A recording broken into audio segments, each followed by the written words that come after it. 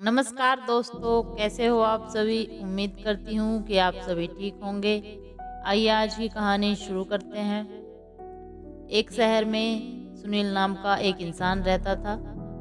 सुनील एक कपड़ों की दुकान पर काम करता था। उसकी बहुत साल पहले शादी हो गई थी। सुनील को हमेशा से लड़का चाहिए था। लड़का वंश का कुल दीपक होता है, पिता का नाम रोशन करता है और बुढ़ापे का सहारा होता है। पर लड़की शादी करके चली जाती है। ऐसी सोच रखने वाला वह पड़ोसियों को भी यह बात बताता था। शादी के कुछ साल बाद उसे दो लड़के हुए। बड़े बेटे का नाम सोनू और छोटे बेटे का नाम मोनू रखा। बाद में कुछ सालों बाद उसकी पत्नी का निधन हो गया। उसके बाद उसी ने उन दोनों बेटों का ख्याल रखा। समय बीता और उसके दोनों बेटे बड़े हो गए। अब दोनों बेटे नौकरी कर रहे थे। दोनों की शादी भी हो गई। शादी होने के बाद भी वह सब एक साथ ही रहते थे। कुछ साल एक साथ खुशी में गए, लेकिन बाद में दोनों भाई एक दूसरे के साथ झगड़ा करने लगे। दोनों बहुओं में छोटी छोटी बातों पर मतभेद होने लगा। यह सब देखकर सुनील को बहुत बुरा लगता था। अब दोनों ने अलग रहने का निर्णय लिया और वह अलग हो गए। फिर पिताजी का ख्याल कौन रखेगा, ऐसा सवाल आया। दोनों बेटे एक एक महीना संभालेंगे, ऐसा तय किया। सुनील एक बेटे के साथ एक महीने के लिए रहने लगा, फिर दूसरे बेटे के पास एक महीना। ऐसा उसका बंटवारा हुआ।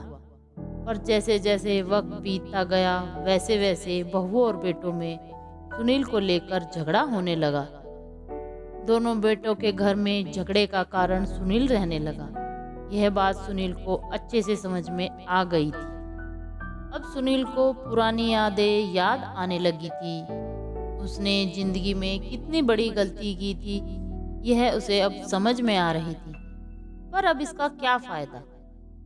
आखिर दोनों बेटों ने पिताजी को वृद्धाश्रम में भेजने का निर्णय लिया। एक दिन दोनों ही पिताजी को लेकर वृद्धाश्रम में गए।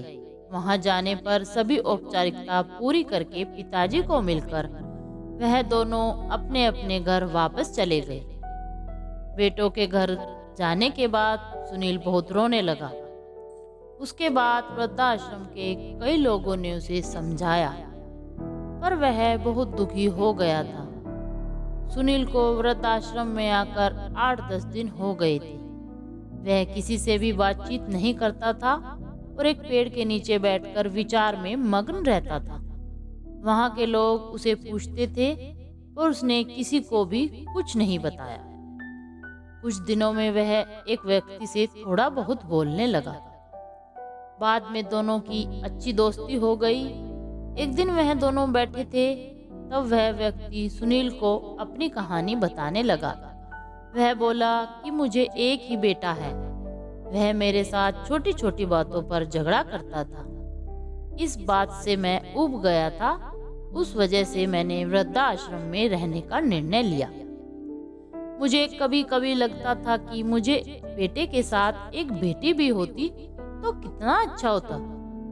शायद आज वह मेरे बुढ़ापे की लाठी बन सकती। उसका बोल सुनकर सुनील और ज्यादा दुखी हो गया और वह बहुत गहरे विचारों में हो गया। सुनील को दुखी अवस्था में देखकर उसके दोस्त ने पूछा, आप क्या सोच रहे हो? अपने सामने देखो। सामने दिखने वाले दो व्यक्तियों में से एक हमारे वृद्धाश्रम के मालिक हैं।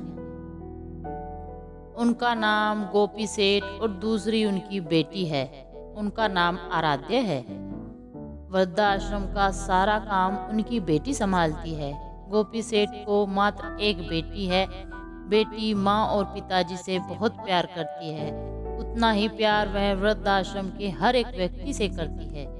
सुनील सिर्फ उसकी तरफ देखता ही रह गया और उसका मन और भी ज्यादा दुखी होने लगा। रात होने लगी थी। हर एक वृद्ध अपने अपने रूम में जाने लगे। सुनील भी उसके रूम में चला जाता है। रात का खाना जल्दी खाकर सब लोग सो जाते हैं। सुनील को उसका भूतकाल याद आता है।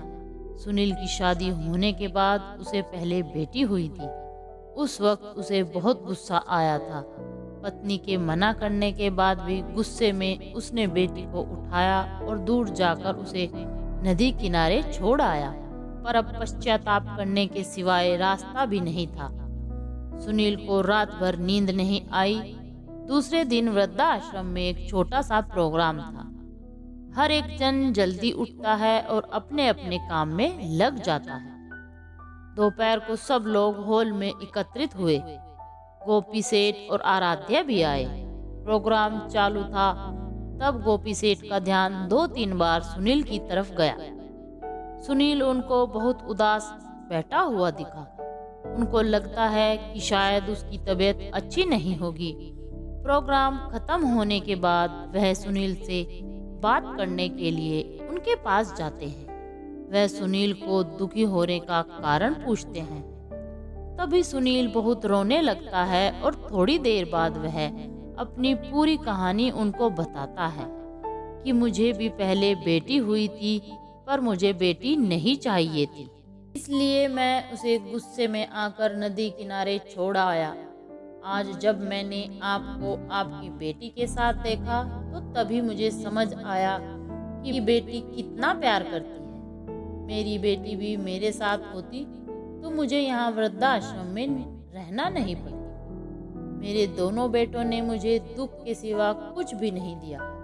मेरे किए हुए पापों की सजा आज मैं भुगत रहा हूँ। सुनील की सब बातें सुनकर गोपी सेठ को बहुत दुख हो रहा था। दुखी होकर वो सुनील को बोलते हैं कि यह मेरी बेटी नहीं है, मुझे भी ये नदी किनारे मिली थी। मैं उसे घर ले आया और बहुत प्यार से बड़ा किया। मैं और मेरी पत्नी उससे बहुत प्यार करते हैं और वह हम दोनों से भी उतना ही प्यार करती है। पूरी कहानी सुनने के बाद सुनील बोलता है कि मैंने मेरी बेटी को भी नदी किनारे शिव मंदिर के पास छोड़ा था। यह सुनकर गोपी सेठ को थोड़ा गुस्सा आया और वहां से निकलने ही वाले थे। तभी उसी वक्त वह सुनील को पूछते हैं, आपकी बेटी का बर्थ मार्क वगैरह आप बता सकते हो क्या? सुनील ने तुरंत जवाब दिया, हाँ बता सकता हूँ। उसके बाएं हाथ पर और पैर पर एक एक उंगली ज्यादा थी। यह जवाब सुनकर गोपी सेठ को विश्वास होता है कि आराध्या उसी की ही बेटी है। यह सब सुनकर गोपी सेठ वहां से चला जाता है। उनके चले जाने के बाद आराध्या वहां पहुंचती है और वह सुनील को बोलती है कि मैंने आप दोनों की पूरी बात सुन ली है। आपने मेरे बारे में जो भी कहा वह सुनकर मेरा मन बहुत दुखा। एक पिता खुद की बेटी के बारे में ऐसा निर्णय ले सकते हैं? यह सुनकर मुझे बहुत बुरा लगा। आपने जो भी किया वह बहुत गलत था। आपने मुझे बेटी बोलने का अधिकार खो दिया है। अपनी बेटी होने पर भी आप मुझे रास्ते पर छोड़कर चले गए थे और मैं उनकी बेटी ना होते हुए भी उन्होंने मुझ पर जान निछावर कर दी। इसलिए वही मेरे सच्चे पिता हैं।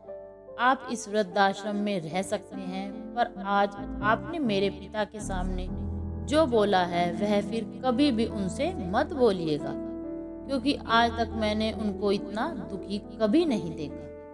इतना बोलकर आराध्या वहां से चली गई।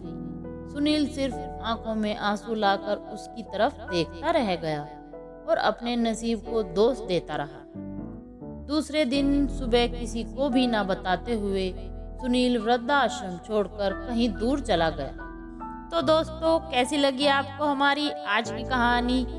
अगर कहानी पसंद आई हो तो कमेंट करें, शेयर करें, लाइक करें और चैनल पर नए हो तो सब्सक्राइब करें। आप सभी का धन्यवाद।